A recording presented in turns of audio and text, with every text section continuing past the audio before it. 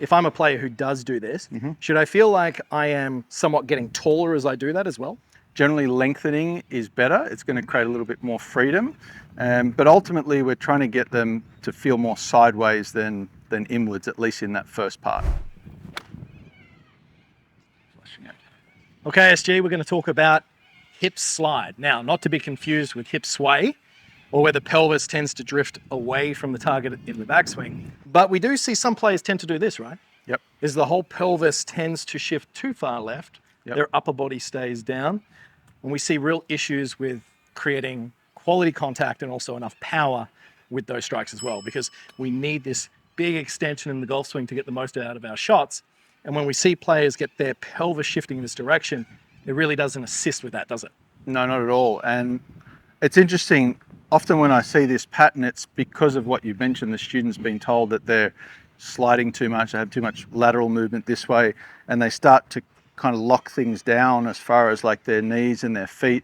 But often when you kind of pivot into this position, we have a look where looks like my left hip really sticks out, my right knee sticks out, and I get into this kind of look here, which is not really functional either. Doesn't look free. Yeah, so there has to be a little bit of freedom in how we set the knees and the feet in order to have like a nice balance lower body rotation, let's say. Yeah, okay.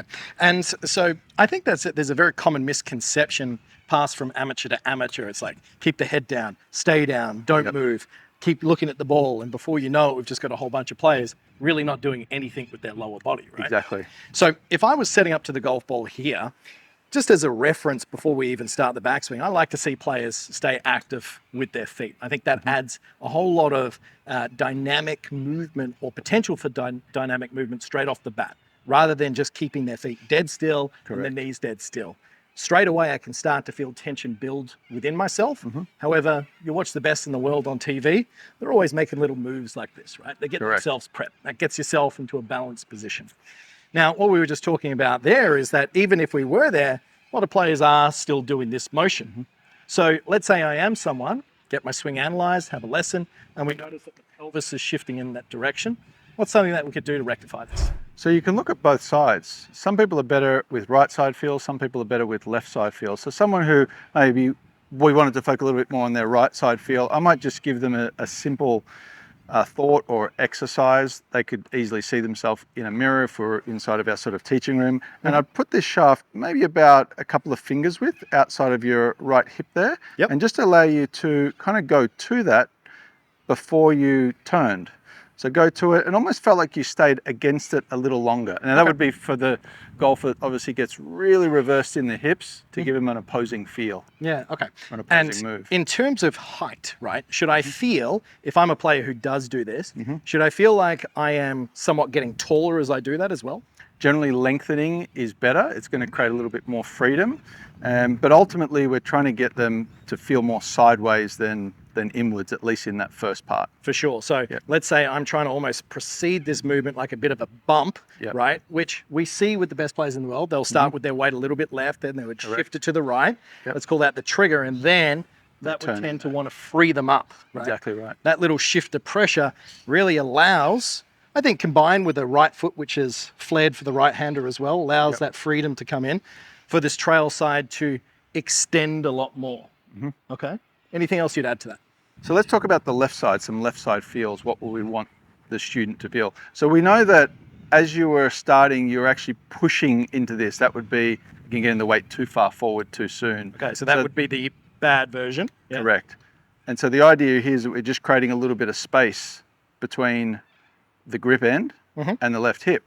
And sometimes what I'll do, actually, if we're teaching indoors and I've got the student up against the wall, I may even place just a soft ball against the left hip and just allow them to release that. Yeah. Okay. Not hold it. You know, for certain students, we might get them to hold it. Sometimes we might get them to release it. So as they're going back, they're releasing the ball, might be wedged up against the wall, against that left thigh, and they're just going to release that as they turn into the top of the swing there. That can also give them a good feel. And I think this is important to note as well, is this is not a one size fits all for everyone who's playing golf to do these drills, right? Correct. Because it is more often than not, we see the opposite pattern in which the hips are actually sliding away from the target. That's exactly So right. this is specifically for a player who tends to have just using this golf club as a reference, get the majority of the pelvis shifting too far forward. Yep. We would also see that coupled with if we stopped at the top of the swing, Yep. generally the head well behind where the lower body This is. way, Yeah. So once again, there is two different types of, I suppose, drills and sensations you could get from this, relative to which the player individually tends to respond better to. Yep. And we do see that some players like more things that they're trying to move into or away from. Correct. You can certainly try this out at home to see which one kind of fits you best. But both of them are involving feedback. And with feedback, then you've got some sort of reference for what you should be doing.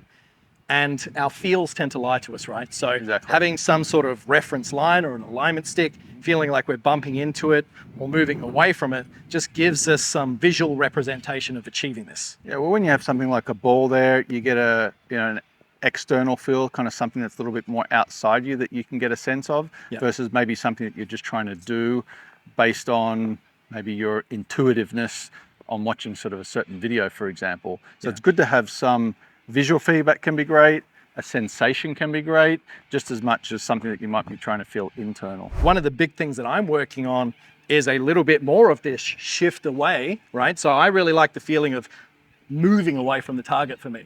Yeah, Now, knowing that's- that it's very natural for you to go back the other way. Correct. And what this allows for the better player as they shift, it almost creates this sensation that you've got a longer time of backswing. Rather than when I'm here, and let's say I do a little bit of this reverse hip slide, I feel like I can get really quick and snatchy, and before you know it, especially with driver, I'm hitting out there with a slice and I've finished over there somewhere. So It's more of those longer clubs that get compromised because, as you said, you have less time to work the transition. And if you're out of position, it's always tougher to recover if you're short and fast. Yeah. Or if you're out of position and you're in a sort of short backswing versus having a little bit more time and space to make that downswing move. yeah, and I did a video recently with Andy Griffiths in Dubai, and he was kind of getting with the heel kind of started up like this and like slamming that down. For me, Nice. that helps a lot as well. Yeah. right? Kind of getting that sensation that that is what triggers that backswing. So I feel like that's a really good thing to Good to kind of- active initial movement versus Yeah. a passive movement. Yeah. I really struggled at first because I was just doing this back and forth. The more I did it, the better I got. So I'm really going to imagine, and if I was practicing this myself, I'd have an alignment stick up the trailer hip here, that I'm kind of like moving into it, right? I really like that feeling of an early shift and then a big recenter. For me, I feel a lot more extension through the upper body, and that's just going to allow the hips and the upper body to work in such a fashion where I'm more likely to stay on top of it and compress it rather than sometimes the feeling of getting out and thinning it. Yeah. sense. So let's just get that feeling here. We're going to do a couple of slow rehearsals, really feeling like my hips are kind of moving away and I'm extending. Let's hit a shot and see how it comes out.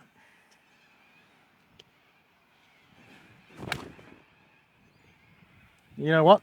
Flush. That was the first time where I really felt there was a distinct pause as I'm shifting forward with the club at the top. Ball first, ground second, deepest divot today. Love it. Good work.